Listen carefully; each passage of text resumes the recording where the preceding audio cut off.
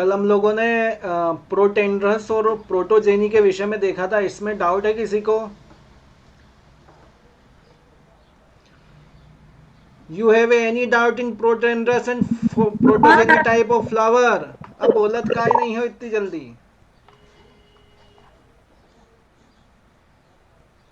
Next है prepotency. ध्यान से देखिएगा, प्रीपोटेंसी क्या रहेगी? Pollen grains of another flower germinate more rapidly over the stigma than the pollen grain of the same flower. Apple and grape किस type का हो रहा है? ये प्रोटेंड्रस एंड प्रोटोजेनी टाइप का। इनमें से कौन सा हो रहा है? प्रीपोटेंसी इनमें से कौन से टाइप की हो रही है? प्रोटेंड्रस टाइप की हो रही है कि प्रोटोजेनी टाइप की हो रही है?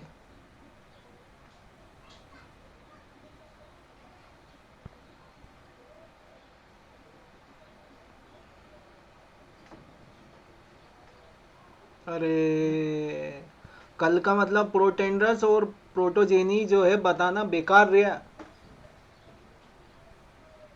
इस टाइप की हो रही है, ठीक है? कौन से टाइप की हो रही है? अरे बोलो, आवाज नहीं आ रही।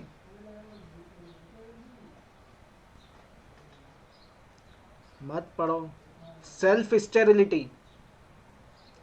सेल्फ स्टेरिलिटी को हम क्या कहेंगे? सेल्फ इनकॉम्पेटेबिलिटी। देखिए प्रीपोटेंसी में क्या रहेगा? जब पॉलन ग्रेन, वही मैटर है, जब पॉलन ग्रेन किसी फ्लावर का जल्दी जर्मिनेट हो जाएगा और स्टिग्मा जब जर्मिनेट नहीं होगी तो वो कहाँ जाएगा? दूसरे प्लांट के दूसरे फ्लावर पे, मतलब क्रॉस पॉलिनेशन करेगा, ठीक है?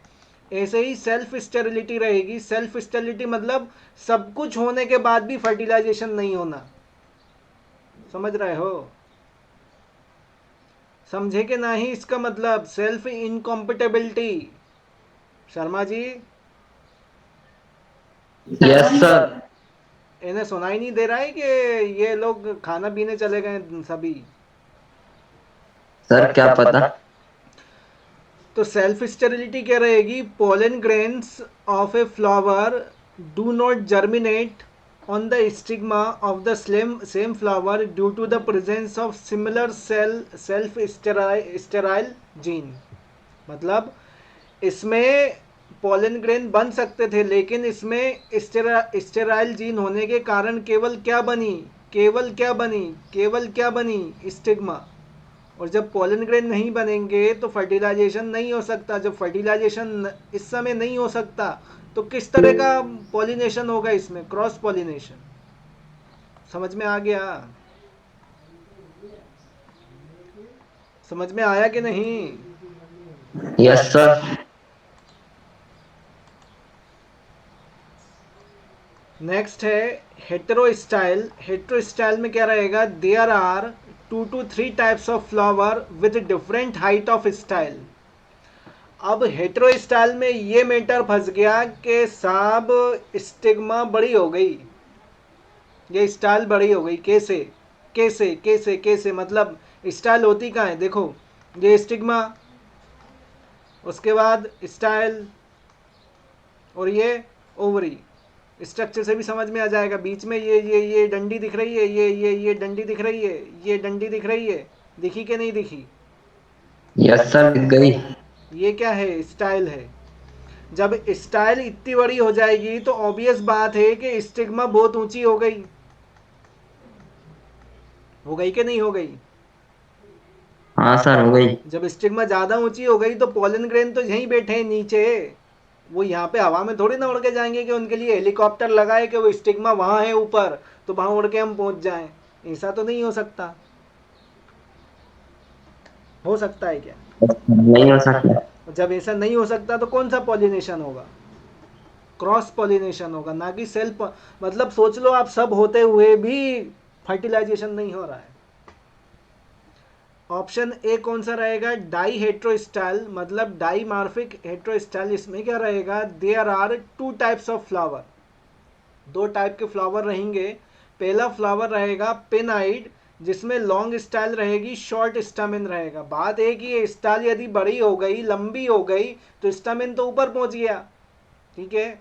एंड थ्रमाइड short style and long stamen. लो साहब, स्टाइल कम सोच रहे थे, या स्टामिन भी बड़ा हो सकता, मतलब स्टाइल तो अपने साइज में ही है, लेकिन स्टामिन ने अपना साइज बढ़ा लिया, कहना कि अब आके दिखा, अब देखें। समझ में आया कि नहीं आया? हाँ सर आ गया। एग्जाम्पल रहेगा प्राइमूला, प्राइमोर्स, जेस्मिन, ठीक है। फिर है नेक्स्ट ट्राई हेट्रोस्टाइल। ये टर्म याद रखना, ये टर्म नीट में पूछते हैं, ट्वेल्थ में नहीं पूछेंगे आप लोगों से, ध्यान रखिएगा। आपको ट्वेल्थ के साथ साथ नीट की भी तैयारी हो रही है, कर सकते हो तो कर लो थोड़ी। ट्राइमॉर्फिक हेट्रोस्टाइल में क्या रहेगा, there are 3 types of flower, इसमें 3 टाइप के फ्लावर रहेंगे with different height of style. कौन कौन से स्टाइल के, कौन कौन सी हाइट हो सकती है? लॉन्ग भी हो सकती है, मीडियम भी हो सकती है, और शॉर्ट भी हो सकती है। और स्टामिन की क्या क्या हो सकते हैं? मीडियम हाइट हो सकती है, शॉर्ट हो सकती है, लॉन्ग हो सकती है, लॉन्ग एंड शॉर्ट हो सकती है, लॉन्ग एंड मीडियम हो सकती है। मतलब कुल मिला के ये है कि पॉलन ग्रेन हमारे फ्लावर के पसंद नहीं है, हमें दूसरे चाहिए, सीधी बात है।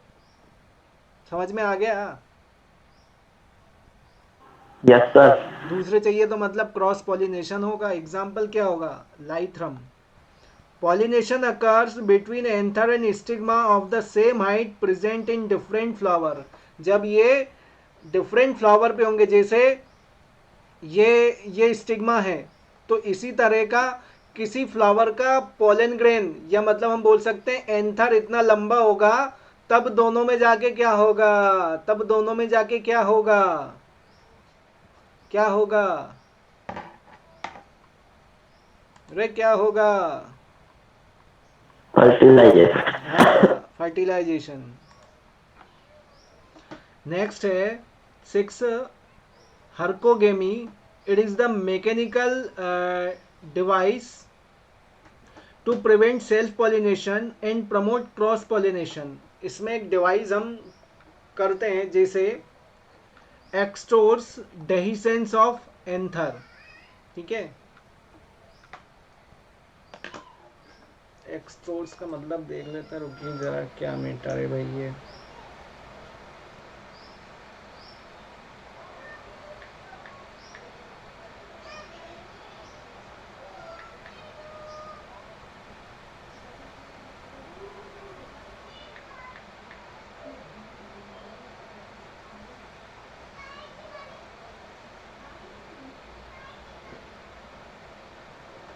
एक्सट्रोस का हिंदी में कोई मतलब ही नहीं है, वारे जमाने जमाना।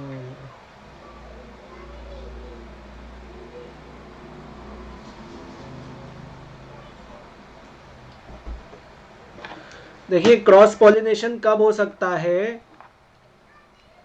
जैसे कोई फ्लावर है उसमें एंथर डेहिसेंस होंगे, मतलब जब एंथर का डेहिसेंस होगा तभी क्या होगा, पोलन ग्रेन बाहर आएंगे। तो पोलन ग्रेन हमें वहां ना गिरा के हम कहाँ गिरा दें, बाहर गिरा दें। जब बाहर गिरेंगे तो क्या, कौन सा पॉलिनेशन होगा? क्रॉस पॉलिनेशन, ठीक है।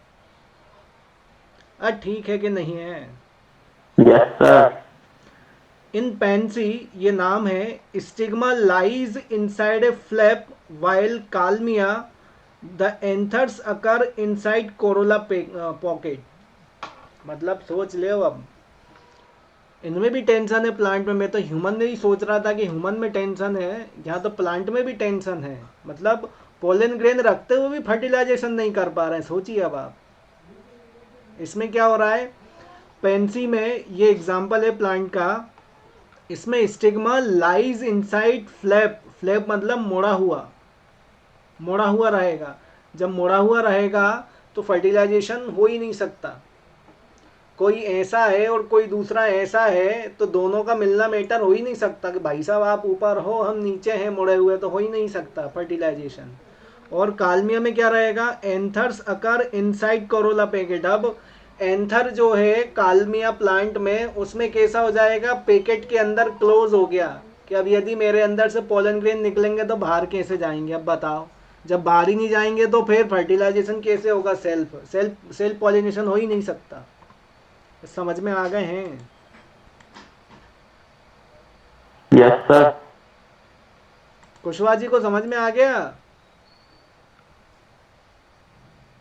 Yes, sir. इन साइप्रेपीडियम, ये एग्जाम्पल है, stigmas lies on the route of insect entry while anthers occur near the exit. ठीक है, मतलब दोनों के रास्ते अलग अलग हैं, दोनों के रास्ते दोनों के रास्ते दोनों के रास्ते अलग अलग हैं। स्टिग्मा कहाँ प्रेजेंट रहेगा? इंसेक्ट एंट्री, मतलब स्टिग्मा को खुद के फ्लावर का पोलन ग्रेन पसंद नहीं है, कहना कि हमें पसंद ही नहीं है, मतलब सिंपल सा मैटर है, स्टिग्मा इधर रहेंगे तो एंथर इधर रहेगा, मतलब।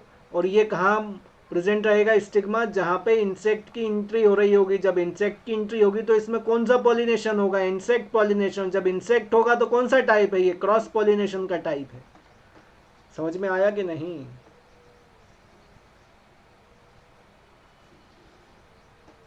समझ में आई कि नहीं? क्यों शर्मा जी, Yes, sir. आया। सही बोल रहे हैं कि नहीं बोल रहे हैं हम? सही बोल रहे हैं sir. In calotropis and orchids pollen grain occur in pollinia, मतलब एक थैली में रहेंगे, which can be lifted by insect only, ये केवल इंसेक्ट ले जा सकते हैं, स्टिग्मा के पास पहुंचेंगे ही नहीं। जब स्टिग्मा के पास पहुंचेंगे ही तो फर्टिलाइजेशन कैसे होगा? क्रॉस ही होगा। सोच लो, सेल्फ पॉलिनेशन वाले प्लांट हो सकते हैं लेकिन क्रॉस पॉलिनेशन हो रहा है इनमें। मतलब आप सोच लो, गवर्नमेंट, मतलब ऊपर वाले ने भी क्या क्या किया है। Aristolochia has a foul smelling pitfall, protogynous flower where the insect get entrapped and can come out only when the anthers mature। ये तो और मतलब ही हो गया, ये तो और मतलब ही हो गया भाई साहब। एरिस्टोलोकिया में क्या होता है, जो फ्लावर है, जैसे ही कोई इंसेक्ट आकर बैठेगा तो उसे ट्रैप करके रख लेगा कि तू जाएगा कहाँ। जब जाने देंगे तब हमारे पोलन ग्रेन बन जाएंगे, तब तक तू यहीं रहे। दादागिरी, किडनैप करके रख लेना, सिंपल सा मैटर है ये। किस में रहेगा? आर्किस्टोलिया में। इसमें पिटफॉल रहेगी, प्रोटोगाइनस फ्लावर रहेगा, मतलब जगह रहेगी इंसेक्ट के बैठने की।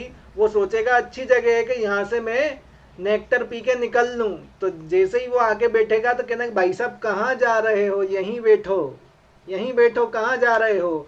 जब तक हमारे पोलन ग्रेन नहीं बनेंगे तब तक एंथर मैच्योर नहीं होगा, तुम कहीं नहीं जा सकते, हिल मत जाना नहीं तो उड़ा दिए जाओगे।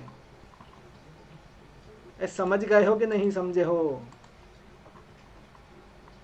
Yes, sir. Yes, sir. समझ में आ रहा है कि नहीं आ रहा है? लैंग्वेज ठीक है कि नहीं है? आ रहा है ना सर, समझ में। आ रहा है, बहुत बढ़िया।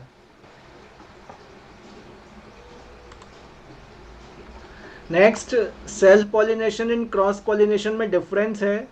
वेरी मोस्ट इंपोर्टेंट क्वेश्चन है 12th के लिए। It is a very and very most important question, ये ध्यान रखिएगा। इसमें से आप कोई भी, इतने पॉइंट दिए हुए हैं 8, इन 8 में से आपको जो भी 4 या 5 लिख लेना। जो भी आपको याद करना वो याद कर सकते हैं, हम डिटेल में पढ़ चुके हैं इनके विषय में। यदि आपको कोई डाउट हो फिर भी तो आप पूछ सकते हैं बाद में, ठीक है। बहुत है, 13 पॉइंट है, 13 पॉइंट में से 5 लिखना जो आपको अच्छे लगे। लेकिन ये ध्यान रखिएगा, पहले वाली डेफिनेशन नहीं छूटेगा, फर्स्ट पॉइंट नहीं छूटेगा, उसके अलावा आप जो भी छोड़ना चाहें वो छोड़ें, ठीक है। फर्स्ट पॉइंट नहीं छोड़िएगा, ये ध्यान रखिएगा, ठीक है। Yes, sir. Importance of cross pollination, importance में एडवांटेज है। फर्स्ट एडवांटेज क्या रहेगा? In number of plants are self sterile, that is pollen grain cannot complete growth on the stigma of same flower due to mutual inhibition और incompatibility। Advantage क्या हुआ cross pollination का? कब नहीं हो पाएगा? जब प्लांट सेल्फ स्टेराइल है मतलब उसमें पॉलन ग्रेन तो बन रहे हैं। पॉलन ग्रेन या तो इसमें सिंपल ये बोला है फर्स्ट पॉइंट में कि पॉलन ग्रेन की कोई ग्रोथ नहीं हो पा रही है, जिसके कारण स्टिग्मा दूसरे फ्लावर से पॉलन ग्रेन लेगी और अपना फर्टिलाइजेशन कंप्लीट करेगी, तो मतलब क्रॉस पॉलिनेशन। एग्जाम्पल क्या रहेगा? Many crucifers, solanaceae plant, several plants are prepotent. Prepotent क्या रहेगा? That is pollen grain of another flower germinate more rapidly and rapidly over the stigma than the pollen grain of the same flower। मतलब एक ही flower पे stigma और pollen grain दोनों है, anther दोनों है, लेकिन एंथर पहले मेच्योर हो गया, पोलन ग्रेन पहले बन गया। अब वो बोल रहे हैं कि भाई साहब हमें स्टिग्मा तो है ही नहीं है, हम फर्टिलाइजेशन कहाँ करें, तो दूसरे फ्लावर पे चले जाते हैं भाई साहब। कोई भी एजेंसी हो सकती है, इंसेक्ट पॉलिनेशन हो सकता है, बर्ड पॉलिनेशन हो सकता है, स्नेल पॉलिनेशन हो सकता है, विंड पॉलिनेशन हो सकता है, एयर पॉलिनेशन हो सकता है।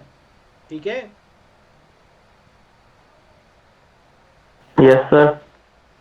एग्जाम्पल क्या होगा? Grape, apple, such plant of economic interest give higher yield only if they are biotic pollinator like bees are available along with plant of different varieties of descent through every other input like aquatic irrigation, fertilizers or cultural care might have been already provided। मतलब ये कब हो सकता है? अगर एक तो हमने कंडीशन बता दी कि साहब पोलन ग्रेन पहले डेवलप हो गए, तो और अब वो पोलन ग्रेन दूसरी वेराइटी या अच्छी वेराइटी कब डेवलप कर सकते हैं? जब एडेक्वेट इरिगेशन हो, मतलब उस प्लांट पे तो अच्छा पानी मिले। अच्छा पानी मिले तो सिंपल सी बात है ग्रोथ अच्छी होगी। फर्टिलाइजर अच्छा मिले, ग्रोथ अच्छी होगी। ठीक है? कल्चरल केयर, ठीक है, उस प्लांट की जैसी केयर होनी चाहिए वैसी केयर होगी, तो क्या होगा? उसमें क्रॉस पॉलिनेशन भी उतना ही अच्छा होगा। जब जितना अच्छा क्रॉस पॉलिनेशन होगा उतना ही अच्छा सीड बनेगा, उतना ही अच्छा फ्रूट बनेगा, उतना ही अच्छा फ्लावर भी बनेगा, जो भी बनना है उससे। समझ में आया कि नहीं? Yes sir. एग्जाम्पल सनफ्लावर से सेफ flower, mustard, cucurbits, almond, cloves, apple, pear, related pomaceous plant इन सभी के अंतर्गत आते हैं। ये टर्म ध्यान रखिएगा, जितने टर्म ऊपर बताए हैं, और एक ये प्रीपोटेंट होता क्या है।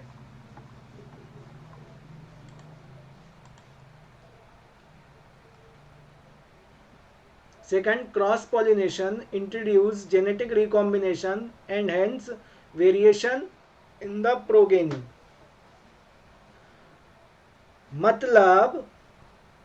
मतलब क्रॉस पॉलिनेशन से जेनेटिक रिकॉम्बिनेशन होता है। जेनेटिक रिकॉम्बिनेशन मतलब कुछ ना कुछ जो संतान बनेगी उसमें कुछ ना कुछ तो नया कैरेक्टर मिलेगा। समझ में आया? Yes sir. 2 मिनट रुकिए जरा। वो टर्म मालूम है जेनेटिक रिकॉम्बिनेशन का? क्या होता है जेनेटिक रिकॉम्बिनेशन? कोई बताएगा?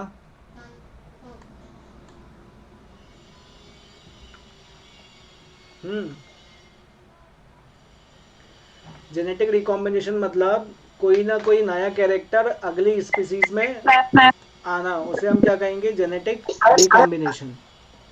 ठीक है? ठीक है कि नहीं है? Yes sir. समझ में आए कि नहीं आए आज का?